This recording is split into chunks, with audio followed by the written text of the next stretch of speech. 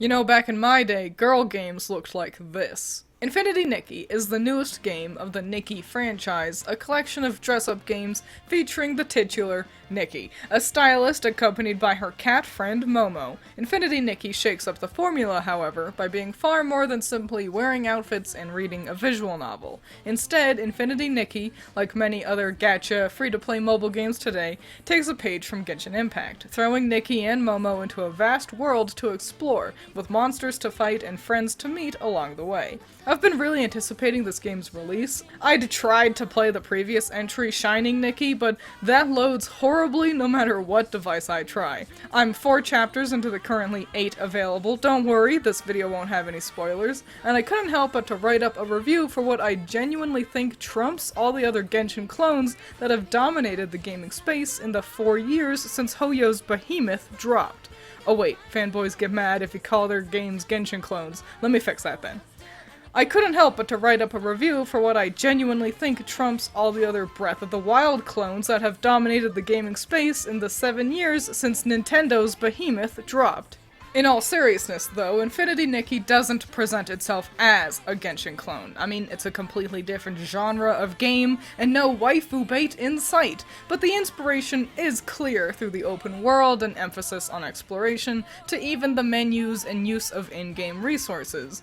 I'll probably already get flack for my prior Genshin clone fanboy quip, but I do think basically every quote-unquote Genshin clone has infinitely improved on the formula that Genshin did popularize, including the following games made by the same company. We don't need a Genshin killer. The game's loose skin hanging off of bones already, in a world with plenty of far more fleshed out options. However, I do find the comparisons between Infinity Nikki and the Genshin / Breath of the Wild adjacent oversaturation of gacha games today fascinating, mostly because I do think Nikki can help shift that mobile game landscape in a far more interesting direction, but in order to discuss that, we have to actually discuss Infinity Nikki, so let's do that already. Like I mentioned, the Nikki series are typically dress-up games, and the devs definitely take their more casual core audience into consideration for this game. They go out of their way to have a tutorial explaining that you can move the character and also the camera at the same time. Now, I think my skill level may be a little bit higher than what they anticipated, but I will say that Infinity Nikki does an excellent job easing these inexperienced players into the more involved gameplay elements. It starts with simple combat, only presenting the player with 1 to 2 enemies at a time to fight, and with basic platforming featuring easy to make jumps and not too far of a fall for those who may mess up. While this means the beginning can be a little tiresome for more seasoned players, it's nice to have this gentle curve in difficulty for the franchise's core audience. I've seen Reddit posts of people struggling to make jumps, and early access reviews saying they had a hard time with the game's first boss. Like it or not, Infinity Nikki is the gateway drug that'll eventually lead casual gamers into a life of speedrunning Elden Ring. The game's pacing is really nice in this regard. Platforming and combat encounters will steadily become more challenging as we progress through Nikki's story. I've yet to encounter the usual difficulty spike that other Breath of the Wild clones regularly feature in an attempt to force you to grind. Infinity Nikki has no reason to halt the player's progress like that. While other clones want to incentivize using up in-game resources to push players into spending money towards the gacha, Infinity Nikki offers players plenty to do outside of the story and respects its audience enough to supply a gacha system that isn't predatory like so many other games on the market right now. While you may want to pull for outfits featured in a gacha, you never feel like you need to pull the new 5-star feature if you want a chance at being able to play the game in a fun, efficient way. On the topic of combat, it is awfully simple. You press the attack button and Nikki shoots out a ball of energy, and that's it. There is a slam attack you can do from above, but Nikki's long standing up animation means it's not really the sort of move one will want to pull out mid-combat, and facing off against enemies on slopes or hills fucking sucks. You can't really aim Nikki's attacks all that well, so if she's above or below an enemy, she'll just sorta send her attack way past them. I can't help but find myself wishing Nikki had a slashing attack too. Fights usually have enemies collecting around around Nikki, and I just think a short-range attack would be nice to have. However, the combat really isn't the focus of the game. In all honesty, Infinity Nikki is less of a dress-up game, and instead is a collectathon platformer. Nikki is the bridge between Style Savvy and Banjo-Kazooie, and the game has definitely taken this into account. While the fights can feel pretty meh even when up against bosses, the dev team has poured tons of work into giving the player a world to explore and making sure doing so is fun and intuitive. Nikki has a lot of transportation options at her disposal, and a world full of goodies to catch your interest. In Genshin Impact and many of its followers, the collecting items gameplay aspect ganked from Breath of the Wild never really felt thought out.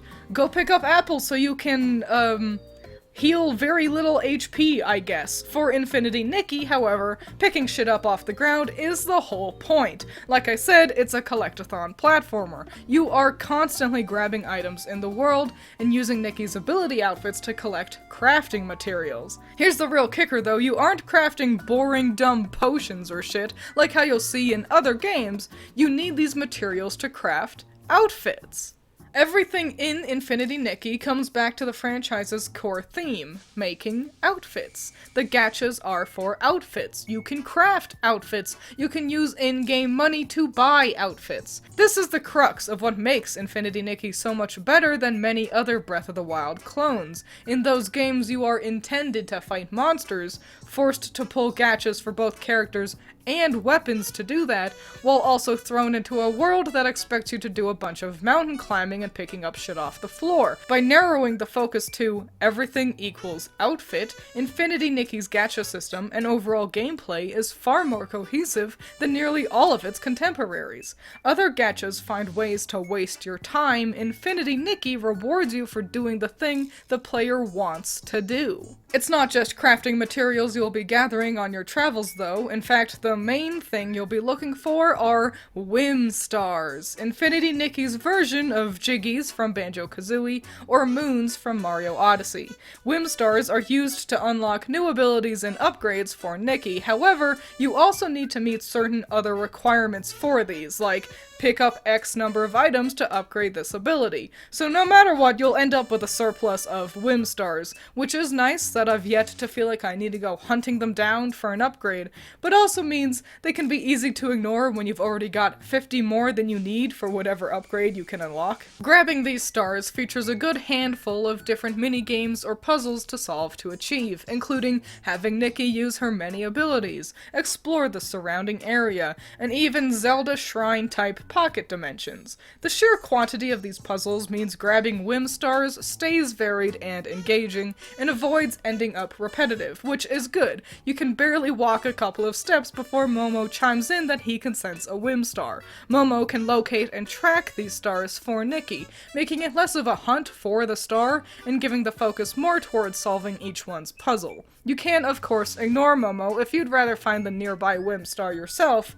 but either way it can be a little annoying seeing Momo's little "there's a star" speech bubble constantly until you find it.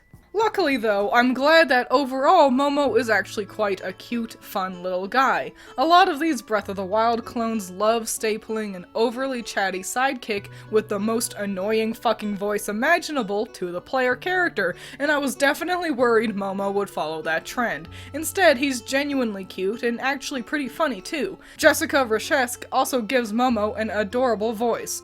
I heard fairy tales about things like that when I was little. A round of applause, and honestly, the whole cast has done a great job. I've been playing with English voices, and I'm glad that there aren't any performances phoning it in. Unfortunately, I can't find a voice cast list anywhere. There are some voices I outright recognize, but there are plenty others that I'd love to look up, but I just can't find that info anywhere. I hope that gets remedied sooner rather than later. The story of Infinity Nikki has also been a lot more gripping than I anticipated, featuring a mystery for Nikki to solve, alongside this new world for the player to immerse themselves in. The large cast has lots of emotional moments and complex motivations, and even those that look like unimportant NPCs will still help push the plot forward and develop other characters in meaningful ways, all bolstered by how beautiful the game looks. I've seen some pop in and shadows will have trouble loading sometimes, but by and large the game runs exceedingly well for how nice its graphics are on PC and PlayStation 5. The mobile port is basically just a formality and is demonstrably less impressive. I suppose the only downside is that Nikki herself falls a little short in the interest department. As an outsider to this world, she's very passive when it comes to learning about it and its many cultures, and overall Nikki tends to not wander too far from just being pleasant. When it comes to the writing, she's the weakest link of the cast, but for also being a bit of a player stand-in, she fulfills that role well. Enough personality to be more than a wall for others to yap at, but never rocking the boat too much to the point it shatters whatever headcanons the player may have for her. In-game conversations aren't all that visually gripping, but pre-rendered cutscenes consistently blow me away with the animation quality, and it's not just the characters that look nice. The world has been lavishly rendered, with beautiful natural light decorating the grassy fields, oceanic docks, and impressive architectures. This world feels lived in and with a history to it. Environments have storytelling all over them, making simply exploring Mirrorland fun on its own. I look forward to seeing more environments getting added to the game in future updates. A metropolis city, a tundra, a desert, a red rock canyon. They could basically just go through every different biome in Minecraft and provide a lavish world to explore and admire. And all these stunning locales serve the delightful purpose of offering the player a whole world that can act as photo op areas.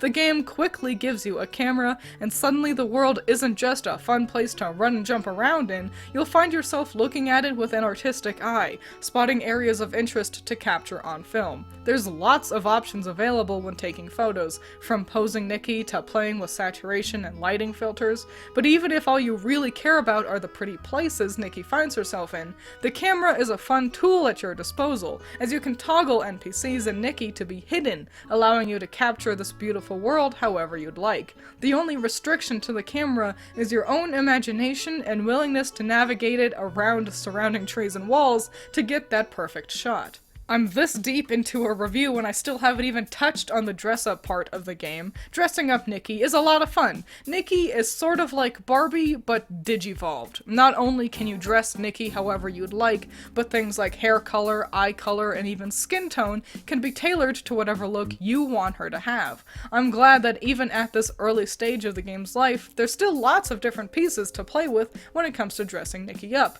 There's tons of different hairstyles and outfits to use for her wardrobe, and the game isn't scared to let you collect these easily. Even if you don't want to pull from the gachas, there's still lots of cute options for the player to craft themselves or purchase from in-game boutiques, and ability outfits are given to the player in full for free. The dress-up portion of the game is where I have the most gripes, though. First up, there's not a ton of variety when it comes to color palettes. There's a lot of brunette and blonde hairstyles, and I'd like to see more colors show up more often. Same with the clothes Nikki has at her disposal. I'm swimming in blue, green, and red options in a world where I'd really like at least one purple look for Nikki. I do appreciate that there are 4 different skin tones to work with: a medium dark tone, a medium tone, Nikki's default pale, and then an even more pale skin tone. It's still more melanin than Genshin and most of its contemporaries are willing to give characters, but I would love to see even more options arise throughout the game's lifetime. There's lots more natural values we could see here, not to mention inhuman colors like blue or silver could be fun too. On the topic of melanin, while there's lots of different hairstyles already in the game, I do have my fingers crossed that we'll get to see more diversity in the hairstyles as well. Box braids, natural curls. I'd love for POC players to get to express themselves more in Infinity Nikki. I've mentioned Nikki's ability outfits a couple of times now, so how about I actually discuss those next?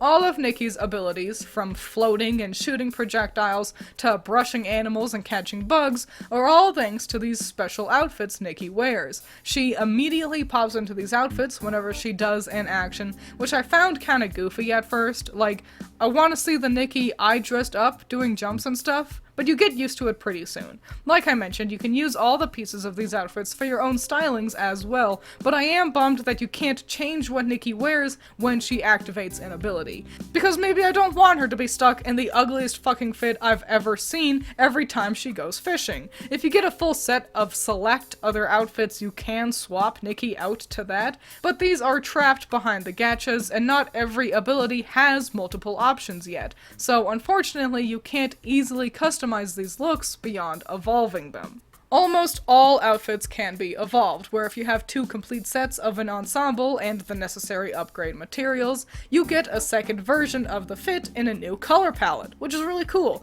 but this is the extent of the customizations available for Nikki's ability outfits. More importantly is the menu system for these. Nikki's float and attack outfits are set to specific buttons, and while you can change those out for any of her other abilities, you really won't want to be without those two, and should just keep them permanently set. The final button at your disposal is designated for Nikki's multitude of other abilities, and a radial menu can be opened to switch what ability is set to that button quickly. However, this is still a very clunky system. Running through a field full of bugs to catch and critters to pet results in awkwardly swapping abilities in a herky-jerky stop-and-go fashion. Not to mention, a decent chunk of Nikki's abilities are incredibly situational. The game has clearly struggled to give Nikki electronics to fix for her electrician outfit, and the floral gliding only works in a specific area. Despite ability outfits being a major point to the game, they end up feeling more gimmicky than anything else. This isn't the only instance of a less than optimal menu system either. Infinity Nikki has lots of menus to shuffle through for seemingly no good reason. Both shoulder buttons open different radial menus, but also you can hit start to open the Pair Pal menu on Nikki's iPad. But there's a lot of overlap between these, so why are there even multiple menus like this? The game sorta hates your D-pad, making navigating many menus clunky, as the analog stick will run away from you at times.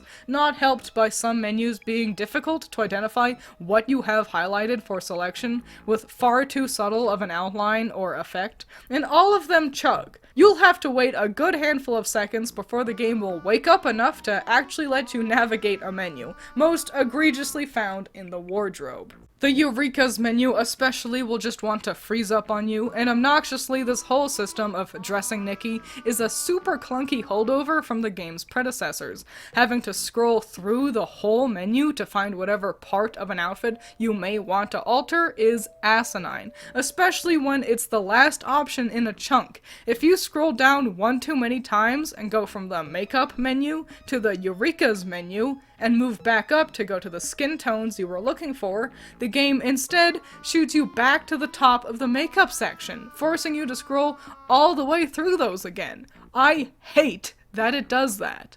Since we're on the menus, let's talk about the main reason you'll be going to these, the gachas. It is nice that it hasn't felt like you need to do a gacha to have fun, especially if you're like me and not too worked up about having a full set or not. I prefer to mix and match outfit pieces anyway, but if you want to float with a butterfly dress instead of with a bubble one, you do need the full set, which is a bummer, especially when the outfit is trapped in a limited gacha. Like so many other games of the genre, Infinity Nikki features both a permanent gacha, which is always around, hence the name, and a limited gacha, which feature more exclusive outfits only available for a limited time, and that require the harder to obtain special currency.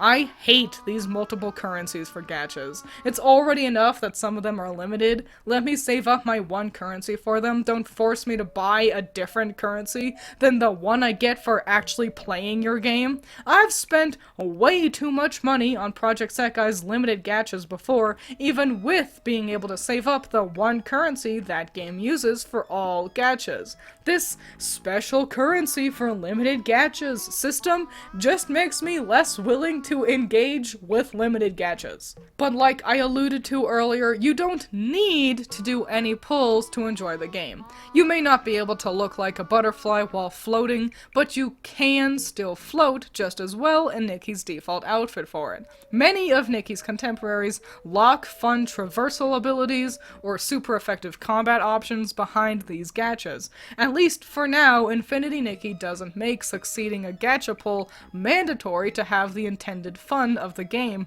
and I hope with all my heart it stays that way. That no matter what, the game remains fun to explore and accessorize in without feeling like you have to spend money on a fun, useful new ability that's only available for a week and that requires 10 different articles of clothing to pull. What all do you even do with all these clothes you gather, though? Not all of them are for ability outfits, so are they just for playing dress-up? No! The game has these fascinating gang wars, I'm not joking, where you can challenge the different factions to styling battles. Your opponent will choose an aesthetic, and it's up to you to beat them at their own fashion game. In theory. The game doesn't actually take into consideration things like matching aesthetics, cohesive color palettes, or making sure your jacket doesn't clip through your dress. All it calculates is a point score. Your different clothes are all given a point total, falling under the 5 main flavors of fashion in the game.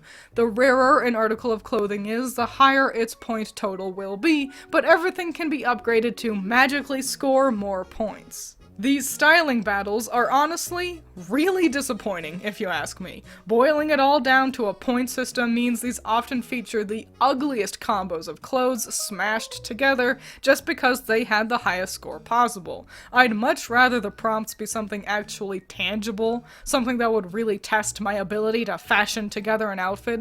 This might be the only thing Fashion Dreamer does better than Infinity Nikki, as Fashion Dreamer's prompts were varied and didn't simply leave you putting all your big numbers together in a messy pile for the characters to wear. This might be where a community-fostered styling contest could go a lot further, though. The game already offers players the ability to engage with that community too, by allowing us to share our photos for others to find on their adventures.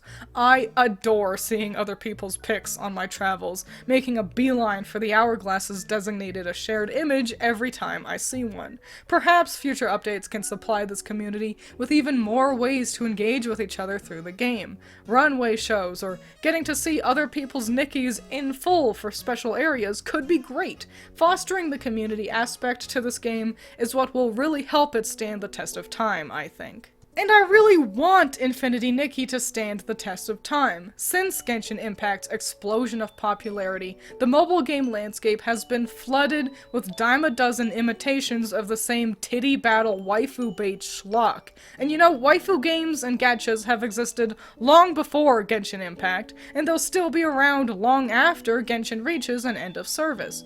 But it is real boring looking at r/gacha gaming to see the same carbon copy dev team makes an action waifu collector over and over and over and over again. Even commenters on the subreddit are starting to tire of this aesthetic and formula. There's a reason why these are colloquially called Genshin clones instead of Breath of the Wild clones. While Genshin clearly tried to lift as much as it could from Nintendo's 2017 powerhouse, its distinctly anime art style and infamously notorious gacha system and rates is what so many have in turn sought to replicate. That's why they'll have totally different types of action, totally different settings or genres, or be really washed out but they still get labeled a Genshin clone, because they still pull the same generic anime art style as Genshin, the same predatory use of the gacha and its overcrowded waifu collection. And really, at this point, all these big Breath of the Wild clones are constantly copying elements from each other. From character designs to gameplay features, it's like an Ouroboros eating its own tail and definitely adding to the monotonous feeling gachas have these days. In stark contrast, despite Infinity Nikki lifting many elements straight from Genshin Impact, including a similar system of permanent and limited gachas and their currencies, alongside general UI, Infinity Nikki is distinctly not a Genshin clone. It stands uniquely away from the game so many others quote-unquote clone that I believe we could expect to see Infinity Nikki clones cropping up in the not-too-distant future, by giving the game a unique art style and developing its gameplay around more than just get this new character to hit a monster that's a total damage sponge. Infinity Nikki doesn't rely on the same tired tactic of hoping the players get hard from each new character they drop. Fan service can be fun, but when every game on the market looks like this, it stops being all that tantalizing or noteworthy, and when you can't rely on your game making a player horny, you have to fall back on the actual video game. And many of these don't have the chops to stand as a fun game to play under their underwhelming attempts at fan service at the heart of their gachas. Compare that to Nikki. I mean, I was able to yap about all the fun things you do in this game for this many minutes before even getting to the part the gachas are about for Infinity Nikki.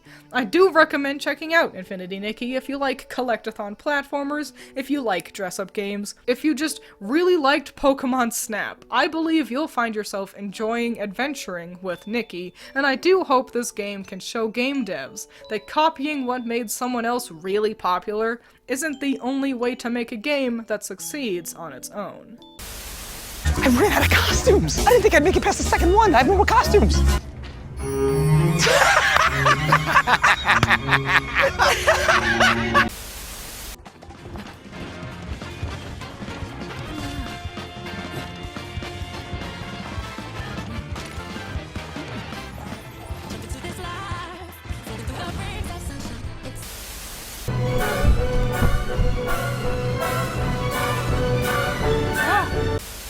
Previously on Avatar. I wish I could just run around and explore, and that was it.